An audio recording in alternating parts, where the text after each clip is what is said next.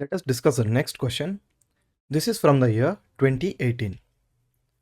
With reference to the Parliament of India, which of the following parliamentary committees scrutinize and report to the House whether the power to make regulations, rules, sub-rules and bylaws conferred by the Constitution or delegated by the Parliament are being properly exercised by the Executive within the scope of such delegation? A. Committee on Government Assurances. B. Committee on Subordinate Legislation. C. Rules Committee. D. Business Advisory Committee. If you read the question again, the question is talking about which of the following committees scrutinizes and reports whether the power to make rules, regulations and bylaws which is given by the Constitution or which is delegated by the Parliament are properly used or not by the Executive within the scope of such delegation. So the statements are talking something about the delegated legislation, and the relevant answer here is statement A is talking about Committee on Government Assurances. This committee sees and verifies if the assurance which is given by a minister, whether that is followed particularly or not. Statement B, Committee on Subordinate Legislation. Yes, subordinate legislation is also known as delegate legislation. This committee has the mandate to see that whether the executive is properly utilizing and following all the rules and regulations, sub-rules, bylaws, which is given by the Constitution or delegated by the Parliament. So this is the relevant answer here. Rules Committee. The Rules Committee reviews the rules of the Lok Sabha and the Rajya Sabha and see if there is any change that needs to be done to the rules of the House. And Business Advisory Committee deals with the proceedings about the timetable of the House. So the relevant answer here is Committee on Subordinate Legislation. Subordinate legislation, other words, it's also known as delegated legislation.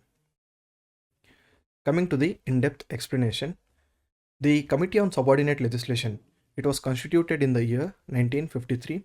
The main mandate of this committee is to examine and report to the House to see whether the delegated legislation, the power of delegation to make rules, bylaws, and all the statutory powers which are given by the legislature to the executive officers, they are being properly followed or not, whether they are in sync with the provisions of the Constitution or not. It's there in both the House and it consists of 15 members. And this chairman is appointed by the respective speaker or the chairman among its members. And the chairman of this committee will have a casting vote. The quorum of minimum number of members should be attending is 5, and the committee will finally submit its report to the Council of Ministers. This is about the Committee on Subordinate Legislature. But to get an overview about the different types of committees which are there, if we look at the committees which are there to scrutinize and control, there are 6 types of committees. That is the Committee on Government Assurance. This is one of the options. What does the Committee on Government Assurance do?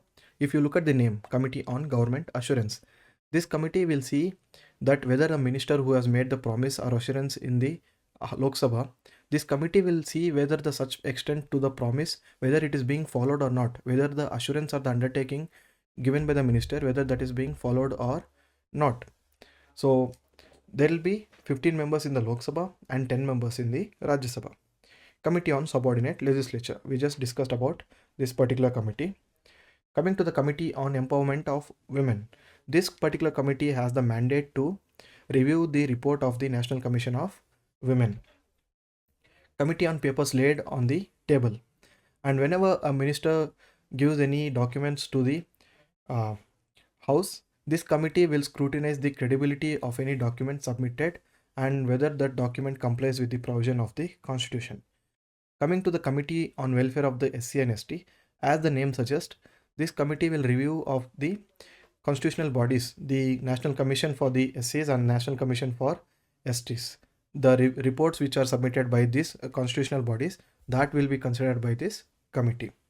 And Joint Committee on Office of Profit will review whether a particular member, if he holds any office of profit, and they will see that a particular office has to be declared as office of profit and that person has to be disqualified from the membership of the House or not.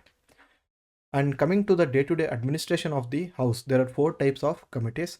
One is the Business Advisory Committee, which regulates and deals with the timetable of the House and what should be the business that should be taken up in the House.